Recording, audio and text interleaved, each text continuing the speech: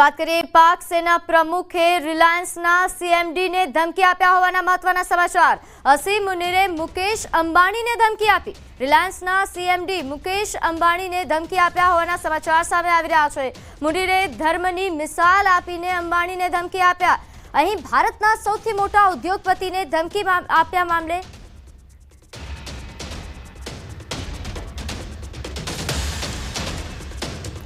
तो अब मामले दिल्ली थी अपनी साथ आनंद जी जोड़ा गया है। आनंद जी, इस बारे में क्या कहेंगे?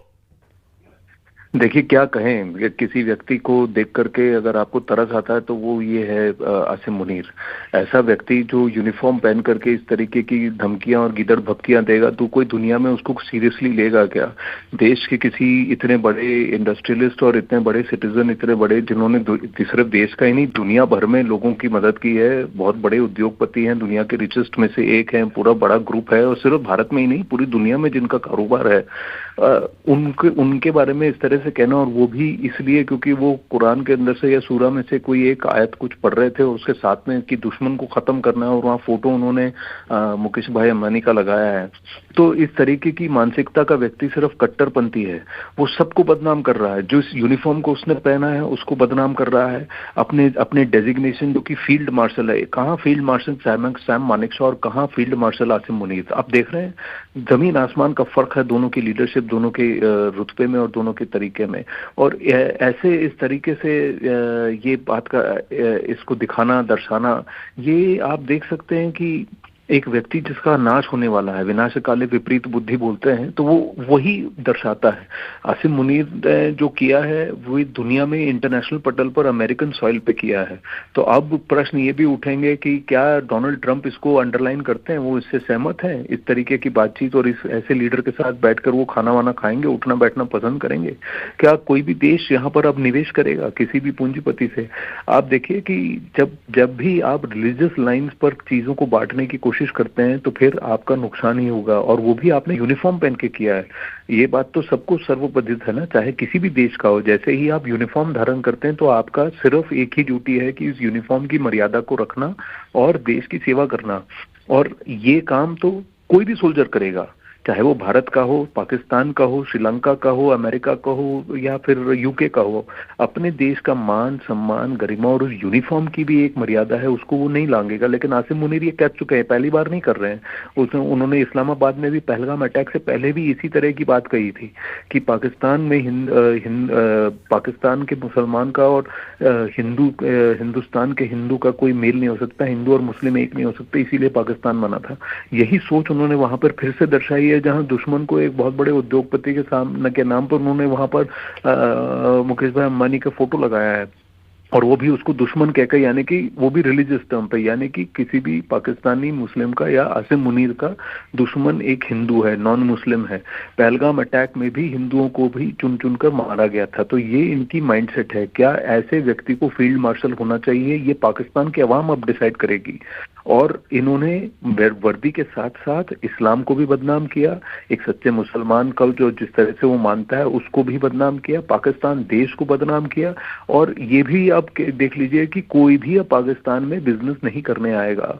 और आप देखें तो इसका सपोर्ट कोई भी अरब देश भी नहीं करेगा, कोई भी अरब मुल्क और मुस्लिम वर्ल्ड में ओआईसी में भी इस तरीके के हरकत को कोई भी सपोर्ट नहीं करेगा, क्योंकि इन्वेस्टर्स, बिजनेसमैन, पीपल, एक रिस्पेक्ट होता है, एक मर्यादा होती है जिसको कि आपको लांघना नहीं चाहिए।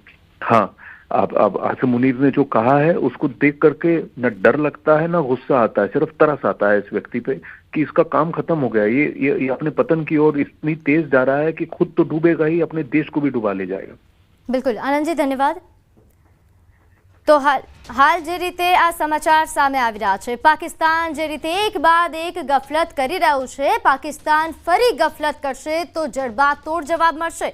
नोंध्य है कि आवा प्रकारનું निवेदन पाकिस्तान फरी गफलत करे तो जड़बू तूटशे। मुनीરની कथित टिप्पणी पर भारतનો આ જવાબ છે। વિદેશ મંત્રાલય દ્વારા જવાબ આપવામાં આવ્યો છે કે પરમાણુ બ્લેકમેલ સામે ભારત નહીં ઝૂકે, પોતાની સુરક્ષા માટે જરૂરી બધા જ પગલાં ઉઠાવીશું। પરમાણુ હથિયારની ધમકી એ પાકિસ્તાનની આદત છે। પાકિસ્તાન સેના અને આતંકીઓ મળેલા છે। મિત્ર દેશની ધરતી પરથી આવું નિવેદન એ અફસોસજનક કહેવાય। પાકિસ્તાન સેના પ્રમુખે કથિત રીતે પરમાણુ બોમ્બની પણ ધમકી આપી છે। મહત્વના સમાચાર અમદાવાદથી. અમદાવાદના નિકોલ વિસ્તારમાં ધારાસભ્ય બાબુભાઈ જમનાદાસ પટેલ લોકોના રોષનો ભોગ બન્યા હતા, જેને લઈને ધારાસભ્યએ કહ્યું કે હું મારા નિયમ મુજબ વિસ્તારના રાઉન્ડમાં હતો ત્યારે અન્ય પક્ષના કેટલાક લોકોએ વિરોધ કર્યો. અમારું કામ લોકોની સેવા અને સમસ્યાનું સમાધાન કરવાનું છે અને લોકો મારી સાથે છે. પહેલા 18,000ની લીડ હતી, હવે તે 1 લાખે પહોંચી ગઈ છે. પબ્લિકના પ્રશ્નોની રજૂઆત હોય ત્યારે બને એટલો સોલ્વ કરવાનો પ્રયત્ન કરીએ. સોલ્વ ના થાય તો ઉપરથી ગમે તે રીતે અમે સોલ્વ કરવાના ટોટલ પ્રયત્નો અમારા હોય છે અને એ પરિણામ બતાવે છે. હું 5મી પહેલાં એક જ જગ્યા ઉપર આ બધું 1 લાખ મતે જીત્યો, 98,000 મતે જીત્યો. પહેલાં હું 18,000 જીત્યો, ત્યાં 5મે 98,000 મતે જીત્યો. તો લક્ઝરી કાર સાથે સ્ટન્ટ કરવો યુવકોને ભારે પડ્યો. વડોદરામાં વાયરલ વિડીયો મામલે પોલીસે તમામને કાયદાનો પાઠ ભણાવ્યો છે. પોલીસે નબીરાઓની અટકાયત કરી અને તમામે ઉઠક બેઠક કરીને સ્ટંટબાજીની ભૂલ કરવા બદલ માફી માંગી. પોલીસે 4 કાર જપ્ત કરી છે અને કાયદેસરની કાર્યવાહી હાથ ધરી છે. તો સ્ટંટના શોખીન યુવકો માટે આ ચેતવણી રૂપ કિસ્સો છે, કારણ કે જે રીતે આ યુવકો દ્વારા સ્ટંટ કરવામાં આવ્યા હતા, જાહેર રોડ પર જે રીતે અહીં કાળા કાચવાળી કાર સાથે આ લોકોએ સ્ટંટ કર્યા, તે બાદ પોલીસ એક્શનમાં આવી. સુરત, બનાસકાંઠા અને વડોદરામાં પોલીસ દ્વારા જે એક્શન લેવામાં આવ્યા તેના દ્રશ્યો આપ જુઓ. સુરતમાં પણ કુખ્યાતોની પોલીસે પરેડ કાઢી, તો બનાસકાંઠામાં પણ એ 4 આરોપીઓ કે જેણે પોલીસ કોન્સ્ટેબલ પર હુમલો કર્યો હતો તેની સરઘસ કાઢ્યા બાદ કાયદાનો પાઠ ભણાવ્યો. તો આ તરફ વડોદરામાં પણ પોલીસ એક્શન મોડમાં છે. અહીં સ્ટંટબાજોને પાઠ ભણાવવામાં આવ્યો. કાંઠામાં પોલીસ કોન્સ્ટેબલ પર હુમલાનો કેસ. પોલીસે 4 આરોપીઓની ધરપકડ કરી. આરોપીઓને સાથે રાખીને રિકન્સ્ટ્રક્શન કર્યું. પાલિકાના કર્મીને છોડવા જતા પોલીસ પર હુમલો કરાયો હતો. પોલીસ કર્મીને માર મારીને મોબાઈલની લૂંટ કરી હતી. પોલીસે આરોપીને કાયદાનું ભાન કરાવ્યું. તો પોલીસ કર્મીને મારવા મામલે હવે કડક કાર્યવાહી. પોલીસે આરોપીઓને કાયદાનું ભાન કરાવ્યું. આ 4 આરોપીઓ કે જેમનું સરઘસ કાઢવામાં આવ્યું, આ 4 આરોપીઓ છે કે જેમણે પોલીસ કોન્સ્ટેબલ પર હુમલો કર્યો હતો અને મોબાઈલની લૂંટ ચલાવી હતી. પોલીસે આ 4 આરોપીઓની સરભરા કરી અને કાયદાનું ભાન કરાવ્યું હતું. નોંધનીય છે કે આરોપીઓ સાથે રાખીને ઘટનાનું રિકન્સ્ટ્રક્શન કરવામાં આવ્યું હતું. તે દરમિયાન પોલીસ દ્વારા આ આરોપીઓનું સરઘસ કાઢવામાં આવ્યું, જેને જોવા માટે લોકોના ટોળા પણ ઉમટી પડ્યા.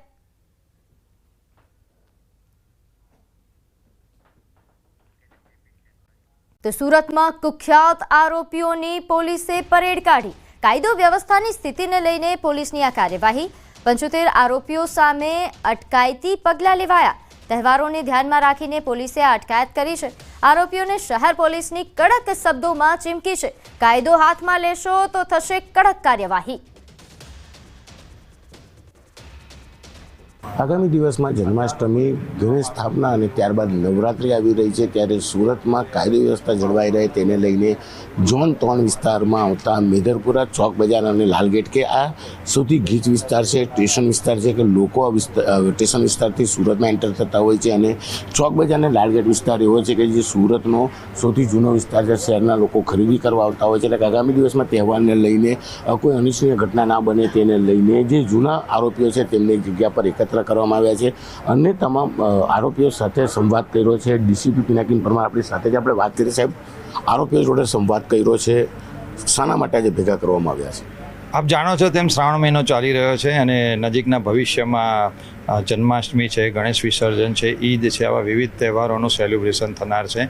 તો કે શહેરની અંદર કાયદો અને વ્યવસ્થાની પરિસ્થિતિ જળવાઈ રહે તે માટે જે અગાઉ ગુનાઓ આચરી ચૂકેલા છે તેવા વિવિધ 75 કરતાં વધારે આરોપીઓ જે અમારા મૈદરપુરા, ચોક બજાર અને લાલગેટ આ ઈ ડિવિઝનના 3 પોલીસ સ્ટેશનના આરોપીઓને આજે ભેગા કરવામાં આવેલા છે અને તેઓને તમામની સામે આજે પ્રિવેન્ટિવ એક્શન્સ પોલીસ દ્વારા લેવામાં આવનાર છે. એમની સાથે સંવાદ કરીને એ લોકોને સ્ટ્રિક્ટ સૂચના આપવામાં આવેલી છે કે તેઓએ આ ગુનેગારીની દુનિયા છોડી મેઇન સ્ટ્રીમમાં આવવું પડશે.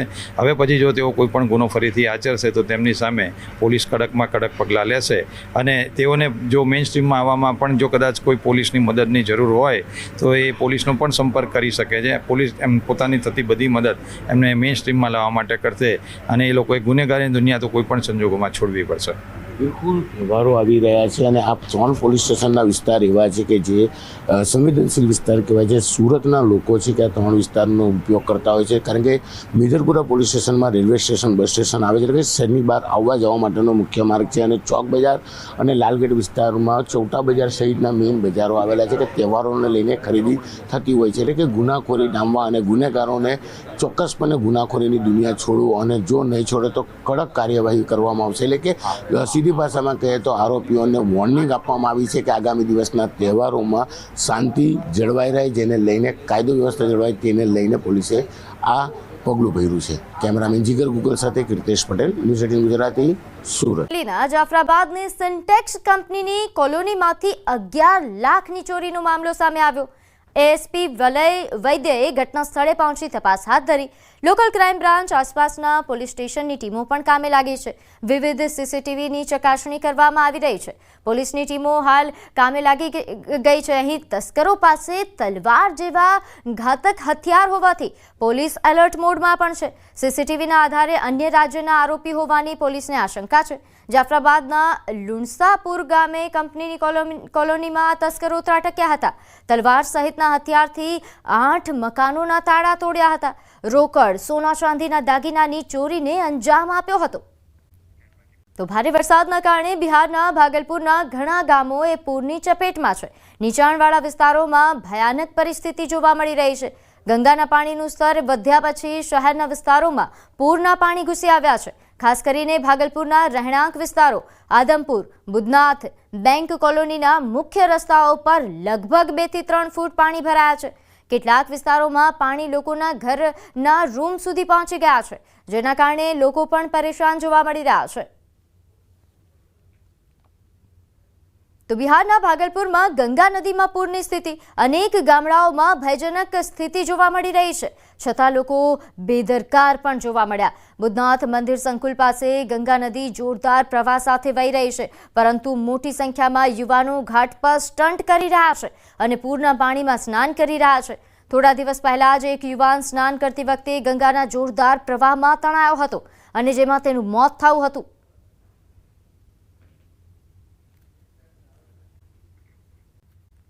તો આ તરફ બિહારમાં પણ ભારે વરસાદ અને તોફાની નદીઓએ તબાહી મચાવી.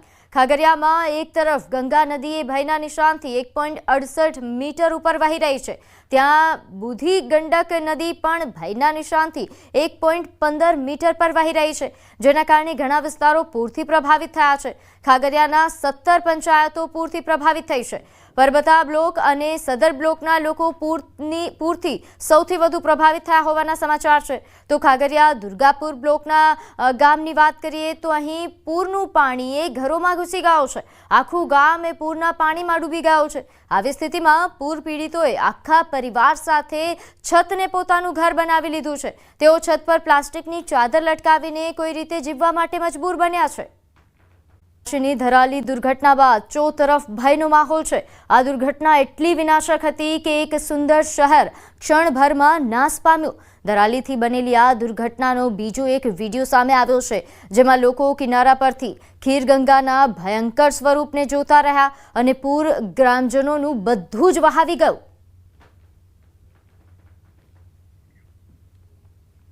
ધરાલીમાં વાદળ ફાટ્યા બાદ હજુ પણ રેસ્ક્યુ ઓપરેશન થઈ રહ્યું છે. અત્યાર સુધીમાં 1273 લોકોને બચાવી લેવામાં આવ્યા છે.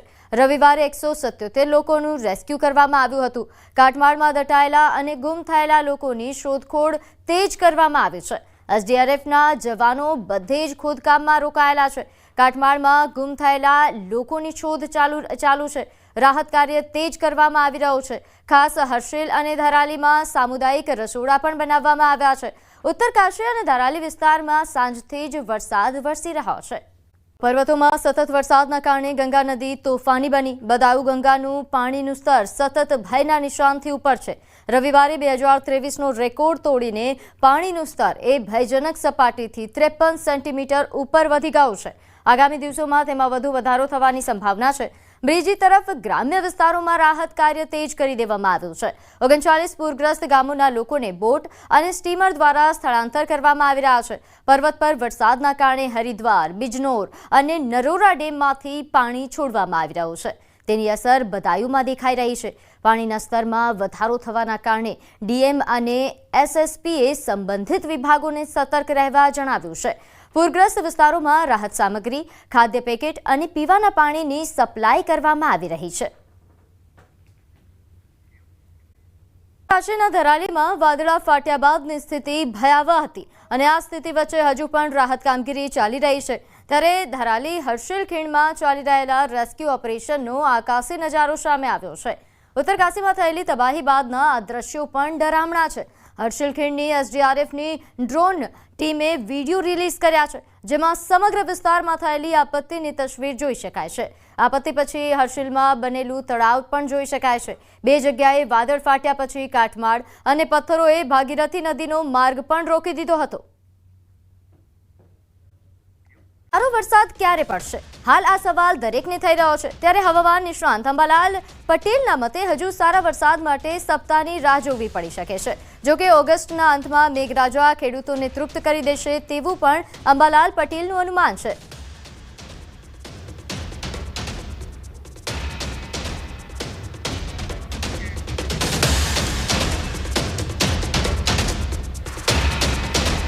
થી 22 બંગાળનો ઉપસાગર અને અરબી સમુદ્ર બંને સક્રિય થવાની શક્યતા રહેશે. એટલે અરબી સમુદ્ર સિસ્ટમ અને બંગાળ ઉપસાગરની સિસ્ટમ તારીખ 17મી ઓગસ્ટે સક્રિય થશે અને આ સિસ્ટમની અસર લગભગ ગુજરાત તરફ આવતા પૂર્વ મધ્યપ્રદેશમાં આવતા 17-18 તારીખની આસપાસ આવશે અને 19, 20, 21, 22 અને 24 સુધીમાં ગુજરાતના ઘણા ભાગોમાં વરસાદ થશે. અલબત્ત કેટલાક ભાગમાં ભારેથી અતિભારે વરસાદ થવાની શક્યતા રહેશે, જેમાં આ વખતે દક્ષિણ સૌરાષ્ટ્રમાં પણ વરસાદ થવાની શક્યતા રહેશે, કારણ કે અરબી સમુદ્ર પણ સક્રિય છે. એટલે દક્ષિણ સૌરાષ્ટ્રના ઉના, મહુવા, ભાવનગર આ ભાગોમાં ભારે વરસાદ થવાની શક્યતા રહેશે. જૂનાગઢના ભાગોમાં પણ ભારે વરસાદ થવાની શક્યતા રહેશે. ગીર સોમનાથમાં વરસાદ ઓછો છે, ત્યાં પણ વરસાદ થવાની શક્યતા રહેશે. જામનગરમાં પણ હજુ વરસાદના જે ઝાપટા પડી રહ્યા છે એ કંઈ રોડ પલળે એવા પણ નથી પડી રહ્યા, એવા વાવડ છે. ત્યારે જામનગરમાં પણ વરસાદ થવાની રાજ્યમાં સરેરાશ 64% વધુ વરસાદ વરસ્યો. સૌથી વધુ દક્ષિણ ગુજરાતમાં 68% વરસાદ નોંધાયો છે, તો 82% વિસ્તારમાં ખરીફ વાવેતર પૂર્ણ થયું છે. રાજ્યના ડેમ એ 70% થી 100% વચ્ચે ભરાઈ ગયા છે. સરદાર સરોવર ડેમમાં પણ 75%થી વધુ જળ સંગ્રહ નોંધાયો છે.